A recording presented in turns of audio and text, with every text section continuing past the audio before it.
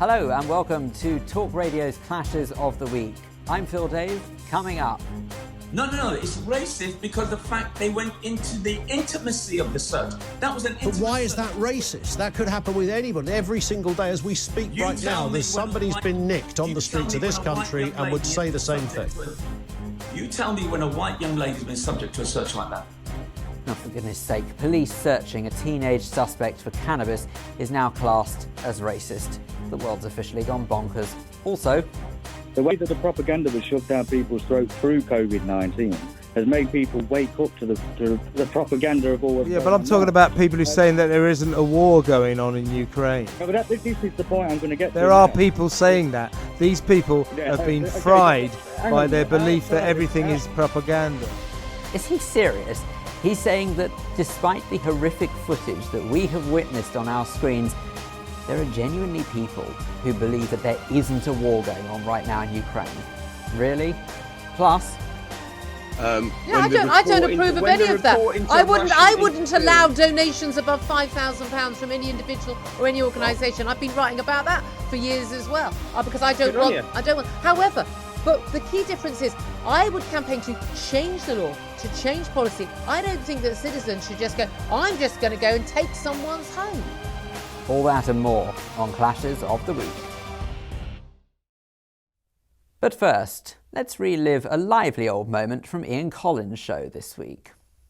Let's look at this story. The black schoolgirl who was strip searched by the Met Police at her school has said she was so traumatised by the incident she's been left wanting to scream, shout, cry or just give up every day, just to make this whole incident even more traumatic. When this strip search happened, the 15-year-old was on her period at the time. She was targeted at her school in Hackney in East London over unfounded suspicions that she had cannabis. A council report found that racism had been a likely factor in her treatment. It's understood that 3 Met officers were placed under investigation by the police watchdog over the incident. This actually happened in December 2020.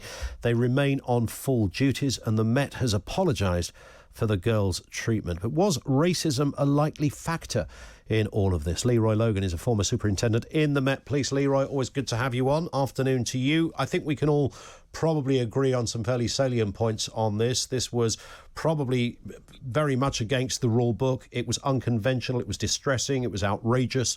It should never have happened. It probably breached and broke all manner of protocol in doing so. That side of it, I think we can all concur, right? Yeah, I think so. Absolutely. The issue that I think certainly it pricked my ears up, and I declare my colours, literally, as a white bloke. Maybe there's something here I'm not getting. And we don't have the full report of what the local authority investigated, but racism being a factor, a likely factor, how do you think somebody would be able to conclude that? Well, you have to look at historically as well. As far back as the Scarman report and the McPherson report, they've shown that black people have been on the sharp end of a real draconian enforcement from time to time. More likely to be searched in the wrong way through stop and search or Section 60 roadblocks.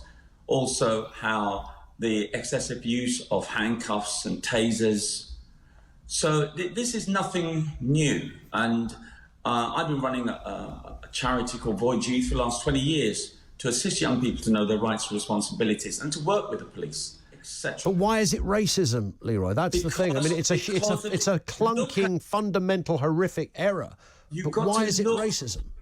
Because you have to look at what's built up to this. If you look at all the reports, Scarman, McPherson, it's called systemic racism, institutional racism. This is over 2 decades ago, of course, and surely lessons have been learnt since then, Leroy. No, that's the thing.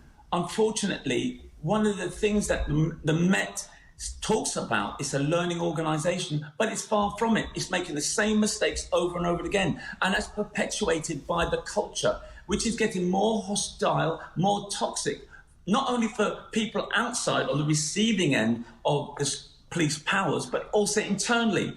Nothing's moved on to the extent... The police isn't more toxic than it's ever been. Come on. I mean, you're on a diversity course just about every other week in the police at the moment. Yeah, and it's on a click of a mouse. It's not. Well, it may well be, but I mean, you're filmed in everything you do, whether it's by a punter in the street or whether it's your own body cam footage or a camera attached to a lamppost.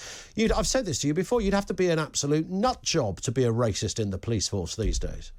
But unfortunately, some people, especially when they see red or they think they're behind closed doors and remarkably the body camera doesn't work, all these sort of things, again, are showing that the culture is influencing all these well-meaningful strategies, the CCTVs and everything, because a lot of officers, and let me say it's the minority of officers, not the majority of officers. The minority of officers still think they're untouchable and they're unaccountable. Okay. And it's because they're not getting the supervision that they should have through the sergeants and inspectors, given the ethical leadership that's essential. I used to be based at Hackney, and I was Mr. Unpopular because I would do those checks and balances. I would hold my officers to account, and I wouldn't just be sitting in my office looking at a spreadsheet. I would be out cycling around, walking around to find out what is the impact of the strategies that I have developed on that borough to deliver it, whether it's my Safer Neighbour teams, my Safer Schools officers. All of these things have to be assessed in impact, operationally and tactically. You can't just leave it to, my officers know. And then when they do something wrong, you don't try and double down and say, it's regrettable. You have to say, well, listen, I'm going to do something about it. I'm acknowledging that there is systemic racism and there's got to be a change. Leroy Logan at MBE speaking with Ian Collins there about the case of the teenage girl who was searched by police. There are those who accuse the Met Police of this being a racist incident. Now look, I'm not saying for a second that there isn't racism in all walks of life. Of course there is. I've been on the receiving end of it. Now, of course, there are going to be those out there who are stupid enough to say, but hang on a second, you're a white male. What on earth could you possibly know what racism is? Incorrect. However, I don't understand what this particular case has got to do with the colour of the suspect's skin. Police officers suspect an individual, never mind the colour of their skin, as being in possession of an illegal substance. Now, why does that have to boil down to the colour of skin? Would you be saying that if she was found to be carrying? I think not. The police are by no stretch of the imagination innocent. Far from it, we know. But they can't possibly get it right every single time. And I would like to think that they are just doing something to hunt perpetrators down and stopping them in their tracks. If along the way they falsely accuse someone, so be it. Tell the truth and you can't go far wrong. Ian Collins, of course, is with you every Monday to Friday between 1 o'clock and 4 o'clock, right here on Talk Radio. There have been a superb number of caller clashes from the past few days, and, as you might know by now, I have a particular penchant for such discussions. So let's take a moment to celebrate some of the caller clashes from the past week, shall we? First up, let's relive the moment Kevin O'Sullivan had to deal with the man who says that everything we see on our screens is a lie. Wait, does that mean I'm not really here? Let's go back to Leicester. Talk to John. Good evening, John. Hi, Kevin. Yeah. I just want to speak about the comment you just made about when people watch the TV too much through COVID, and it's made them not believe other stuff. I think it's quite the opposite. I think the way that the propaganda was shoved down people's throats through COVID-19 has made people wake up to the propaganda of all what's going but I'm talking about people who are saying that there isn't a war going on in Ukraine. No, but this is the point I'm going to get to. There are people saying that. These people have been fried by their belief that everything is propaganda. Okay, but outside of the UK and even the Western media, there's so much evidence out there to suggest different to what's being put on our screens. And I picked my. So you're one of the people then, John. I'll pick my 10-year-old daughter up from school. Is there a war going on in Ukraine? You tell me. But there's conflict and evidence everywhere. Okay, I will tell you. There is. Go on then. Have you seen the pictures on the television? Have you seen the injured babies? Have you seen the dead bodies? Have you seen what are you saying? Unbelievable. You just told people that they're stupid on the TV for believing anything different. I didn't. I said they're. I said they're. Well, yes. I wouldn't say stupid. I would say you are wrong-headed. In a sense, I'm telling you, the telly is the problem. Chuck the TV away. There's no war. There's no COVID. Oh, Get off the line, you idiot. Okay, bye, John. Good to talk to you. John in Leicester. Oh, come on. John in Leicester offering an insight into a fascinating parallel universe that he appears to live in. Let's see if we have any better luck with another caller, shall we, to James Whale and Ash's show. This time, it's Richard from Kent. Richard in Kent, you're on the air. I'm not having that again. You begged him I know, back I should have gone with your instincts. Yeah, you were right. You were right. Yeah, Richard, good evening. Hello. Good evening, gentlemen. Welcome. It was just yes, and welcome. It was just about the call that Peter Hitchens made with regard to Julian Assange. I personally think that Julian Assange is being held out as not only a scapegoat but for an example to any other whistleblowing journalists. It's a political thing, isn't it? Yeah, and they're trying to get him. They're trying to get him back, America. They've got him, haven't they? Yeah, but that's what they're doing. This is not what justice is about, getting him back. He committed a crime in releasing... Well, but Peter's right. The first rule of journalism, isn't it? He committed a crime in releasing documents that were not to be released. I don't know. He did. He redacted some. Peter said he redacted some. I don't know about that. I'm sure he's right if Peter said it, but no. In terms of justice, we look like we're a vassal state to America. No, we're not a vassal state to anybody. If somebody goes and releases secret documents, which is what he did, and they did it in this country, they'd be in trouble too. Also, releasing those documents put people who were working undercover in danger. Not acceptable. Well, as Peter Hitchens pointed out, he did redact a lot of the stuff that would have put those people in danger. What did he redact? What did he redact? What did he redact? Look at the way What did he redact? What did he redact? Well, he obviously. You don't know what he redacted either. I don't know. I don't know. Peter didn't mention what he'd redacted. I don't think Peter knew. I think perhaps people have said, "Oh, he redacted a lot of stuff." I don't know. You don't know. So why even bring it up? Well, do you think he's had justice? Do you think he's had fair justice? I don't think he has. I think quite frankly, he got everything he deserved. They had those two Swedish women that I think he got everything he deserved. They dropped the charges as well. At least it didn't end up like Dr. Kelly. But I think it just shines a light on the way things are. We live in a very censorious society now on social media. We've got this war going on with a very dubious character, Zelensky, and his Nazi columns. Anybody that mentions it gets immediately shoved off of Twitter. Just a minute, Ash. Don't just say that. No, don't. If what you said had any grain of truth in it, my little funny friend, you wouldn't be allowed on the air, would you? What is he saying? Just a minute, Ash. But because I believe in free speech, I have allowed you to come on and talk rubbish. His family was murdered by Nazis, so why would he... Ash, this man... But let him say what it is. Yeah, but he's not going to. We've asked him, but he's not. He doesn't know. I'm amazed somebody like Peter Hitchens would come onto your radio show. I really am, because he loves coming on our radio show. Well, play the do clip. you feel? I'm Peter Hitchens, and I love coming on the James Whale and Ash show. Good. Do you feel, Richard in Kent, you have got your point across or not? I have got my point across. Good. Goodbye. Yeah. Good grief. What is the matter with the callers to this station? Richard in Kent, speaking with James Whale and Ash there, reckons that President Vladimir Zelensky, whose ancestors, by the way, were murdered in the Holocaust, has ties to the Nazis. Yes, he does have ties to them. His family fell victim to them, you lunatic. OK, let's try our luck with another one, shall we? This is what happened when Mike spoke to Tony in Bristol. Let's talk to Tony, who's in Bristol. Hi, Tony.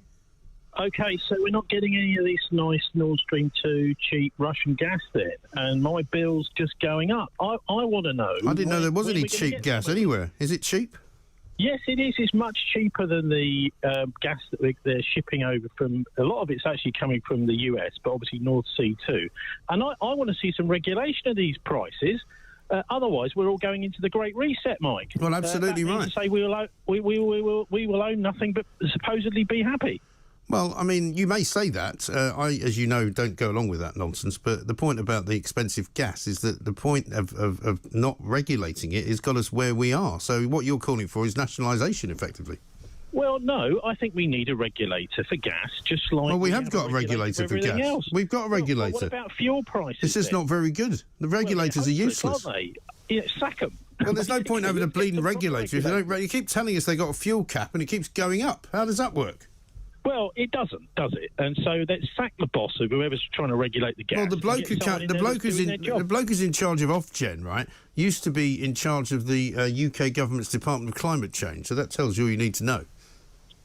Yeah, and I'd like to see some peace in Ukraine like everyone else would. But Yes. I think it's actually a lot simpler than people are saying. Uh-huh. If you have a look at Putin's demands, they're not totally unreasonable.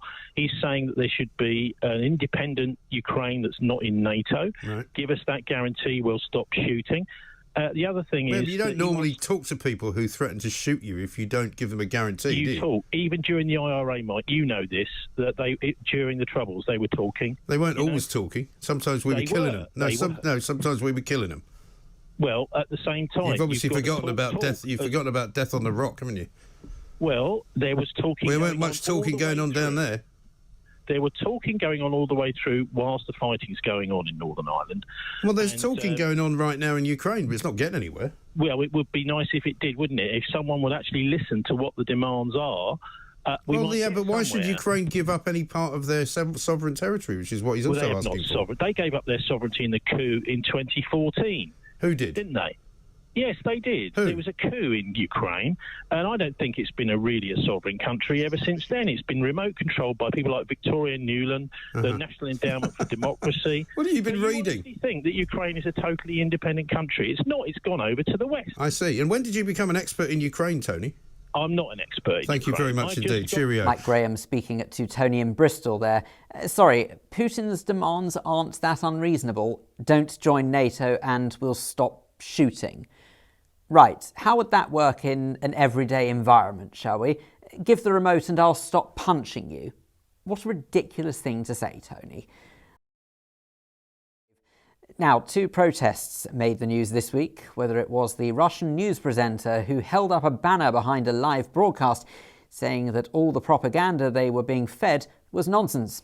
Then, on the other hand, there were the squatters who took charge of a Russian oligarch's mansion in the middle of London, apparently owned by one of Putin's pals.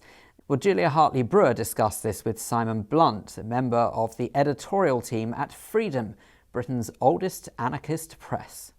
But here, Russian money's got far too much influence on our politics for that to happen. So it hasn't. So it's a citizens' action indicating that this is possible and necessary. Okay, well, I mean, look, any of us could just sort of storm into someone's house and seize someone's house. That doesn't mean it's actually what you call a citizen's action. They're now out of that building. Now, do I think it's a good idea that we've allowed Russian money and corruption to come to this country? No, absolutely not. I've been speaking out about this long before we had the invasion of Ukraine. The reality is, though, the rights of people. Well, once we've allowed those people to buy a property, the rights to private property is a very fundamental part of our political, economic, and justice system, isn't it?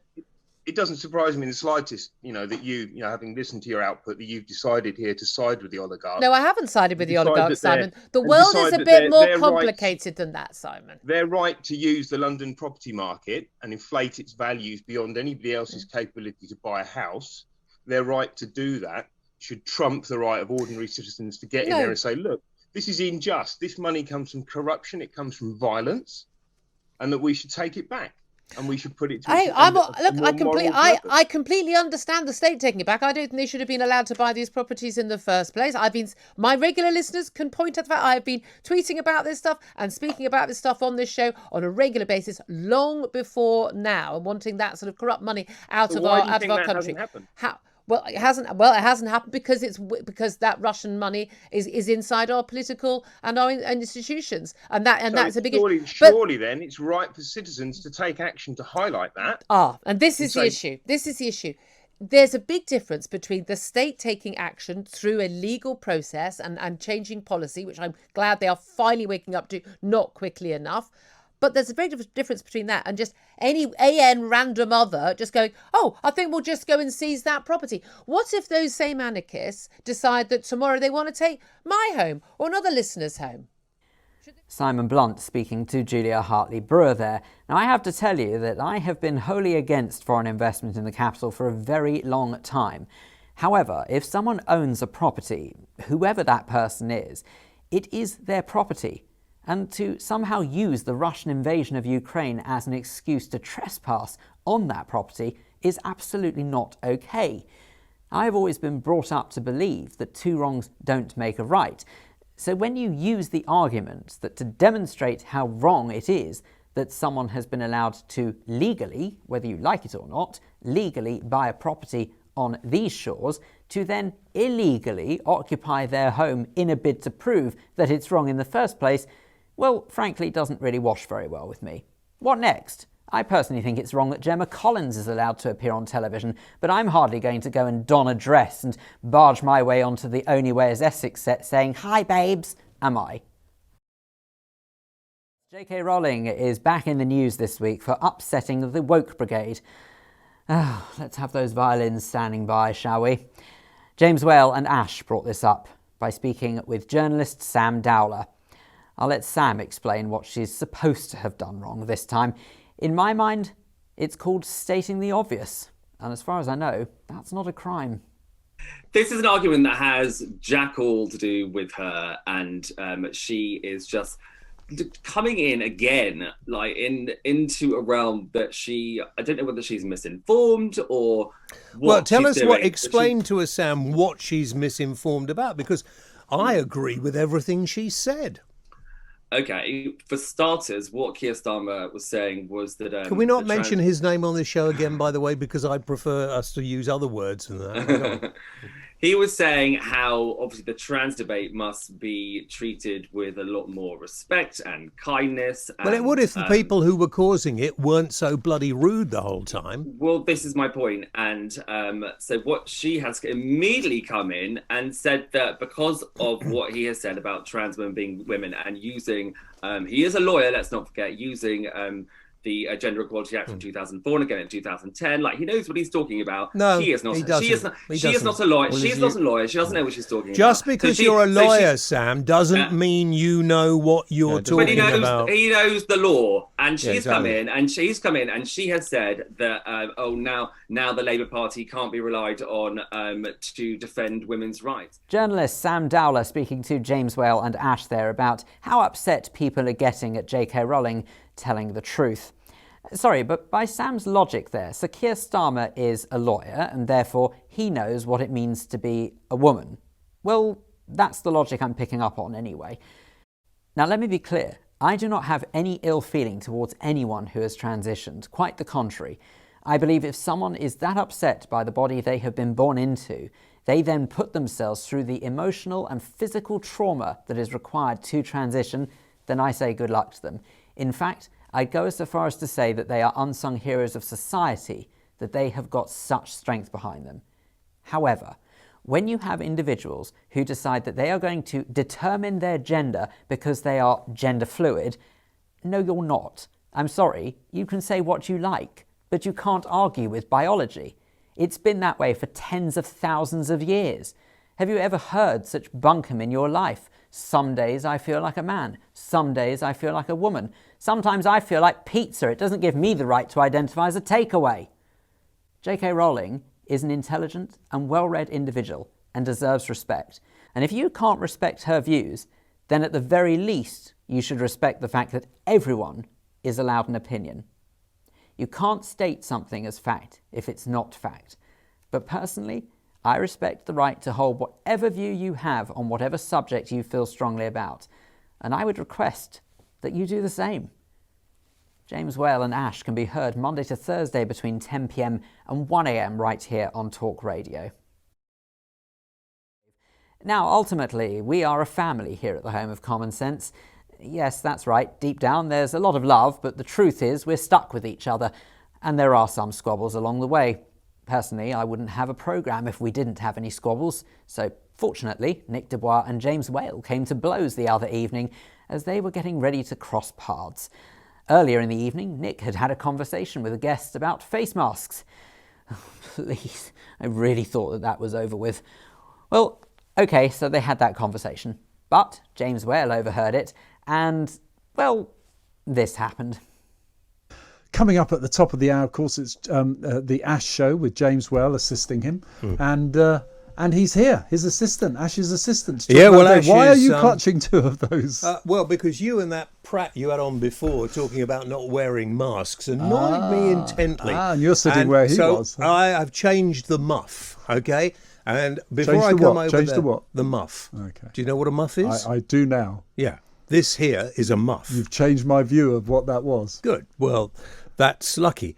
And I've never heard so much rubbish talked about, Nick. I'm quite angry, to be honest. Masks are just... Masks are up to individuals. Yes, I don't wear one because... we didn't say that at all. Oh, no. The pompous discussions you were having. If somebody wants to wear a mask swimming in the sea, then it's entirely up to them. And don't we said it's their sit there choice. with your mouth open. My mouth is open because I'm not wearing a mask. Yeah, if I get COVID, I'll probably drop dead. But I'm not too worried about myself. But it's all those other people who might get it. And you're the sort of person who mixes with loads of rather strange people. You should be masked up. I will not be masked up all the time. I will be masked up when I think it is absolutely necessary. Point of when you think it is. Yes, you are not so, medically James, trained. If I'm clearly most of the population isn't. Have you seen most of the population wearing these masks? It is the most utterly ridiculous thing. They have them dribbling down their mouths. Frankly, they are it's useless. Got flip all to do with you. I'm allowed an opinion, James. No, you're not allowed an opinion where the consensus is that have you had all your jabs? Yep. Good. That people should, if they can, in crowded places. I don't because I have a medical reason not to.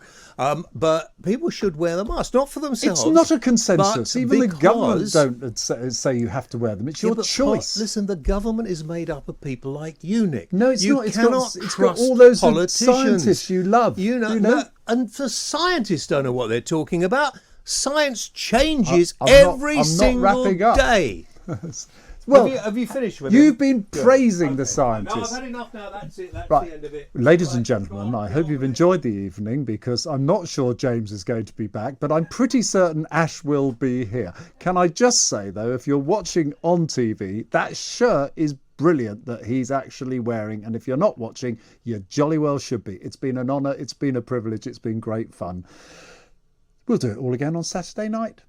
Nick Dubois having a somewhat robust disagreement with our very own James Whale there. Now look, I don't deny I'm just as confused as to whether or not masks work or don't, but please, can we just all respectfully agree that mask wearing should be an individual choice? We cannot possibly lambast those who don't wear masks if there's a mandate to do so, and then accuse them of having been any worse than those who choose not to wear one if there is no mandate. It's a two-way street. Each to their own. I can hand on heart tell you that if I ever wear a face mask again, it will be too soon. But how about we let sleeping dogs lie? Please? Cannot come close to the cost of the pandemic. That's utter garbage. Where did you get? I mean, have you just sort of added? Garbage. Have you added up? I know you like a magic abacus, Femi. Have you kind of grabbed one and sort of added up a lot of bad numbers together and extrapolated that means Brexit is going to cost twice the amount of the pandemic? That's coming up after this.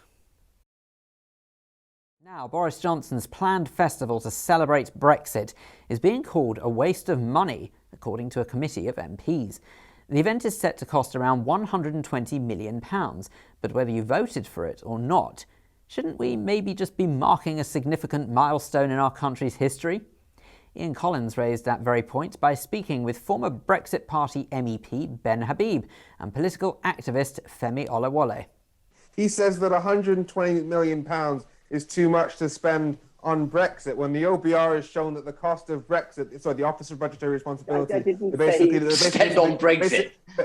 the government's entire think tank in terms of how they make economic decisions, has said that the Brexit will cost more to our economy than the pandemic ×2, and £120 million is too much to spend on this thing. And also, not just that we haven't got it yet. It's 6 years. It's been 6 Yeah, but isn't that, years. Femi, isn't that because people like you have been agitating and slowing the process and sticking the anchor around the ankles of anyone that tried to get it to happen? Really clear.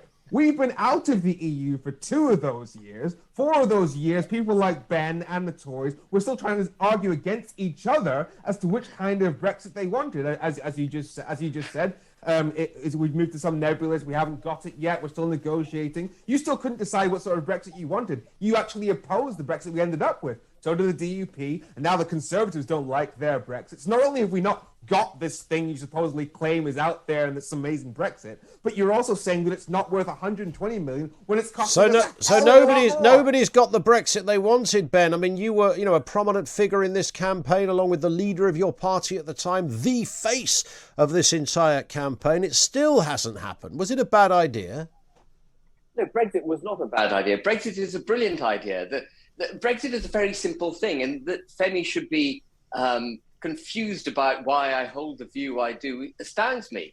Brexit is very simple. The United Kingdom's Parliament should be empowered to make all the laws that apply in the United Kingdom. It's very simple. I don't have as much of an issue with the idea behind this so-called festival as some. However, I do think the need or want for it has been a little bit misjudged. I don't personally believe that we're a patriotic enough country to celebrate all that is beautiful about British independence.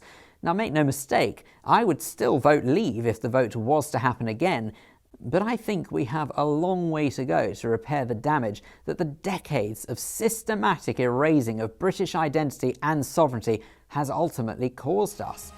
And on that cheery note, that's it for this edition of Clashes of the Week. From me, Phil Dave, thank you for the pleasure of your company. Do make sure you stay tuned to the home of common sense. This is Talk Radio.